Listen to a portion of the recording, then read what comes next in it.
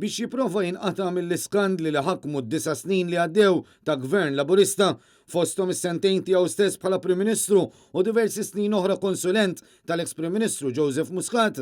Il-mexxej Laburista Robert Abela qed jipprova jbellaħħa lin-nies li għalih jekk jirbaħ l-elezzjoni ġenerali tas-26 ta' Marzu dan se jkun l-ewwel mandat. Jekk il-poplu Malti u għawċi jagħtini l-ewwel mandat tiegħi bħala Prim Ministru fl-elezzjoni ġenerali. Iżda l-verità ferm differenti minn dan, għax sentejn ilu wara riżenja ta' Joseph Muscat Abela ntażel bħala l-mexxej tal-Labor u allura Prim Ministru u minn dakinhar u kellu sentejn ċans jipprova jiġbor ġieħ il-Gvern u isem pajjiżna mill-mod kif ittappan serjament minħabba l-Labor.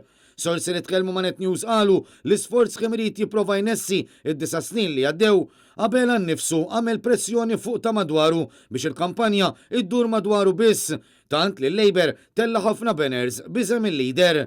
Matul konferenza tal-aħbarijiet, Abela kompla jikxef il-qasma li fl-aħħar xhur iddominat lill-Labor bejn il-klikka tiegħu u l-klikka tal-ex leader Joseph Muscat, b'esponenti ewlenin fil-partit maqsumin bejn it-tnejn.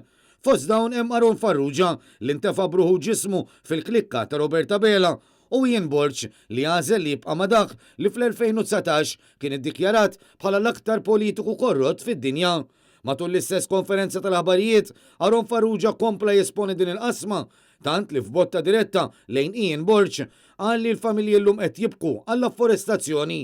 Dan f'botta diretta għal suppost kollega tiegħu li hu magħruf għal mod kif f'kull proġett li għamel aċċat kemm felaħ siġar. L-għajta tal-familji fl-aħħar żminijiet kienet illi nkomplu nżidu iktar parks fil-pajjiż, iktar afforestazzjoni. Sa dan it-tant il-ħadd il-mexxej Laburista wieħed li se jagħti mediċini b'xejn, iżda ma rridx jammetti li l-Labor ilu jwieħed l-istess ħaġa mill-2013 fil-waqt li hu stess reġa' weda meta pparteċipa fil-ġlieda leadership aktar minn sentejn ilu. Il-mediċini b'xejn għall-anzjani kollha tagħna wetta kif għadt inti fil-kampanja tmexxija tal-Partit Laburista fil-Diċembru tal-2019 u f'Jannar tal-2020. Simon Kassar, Net News.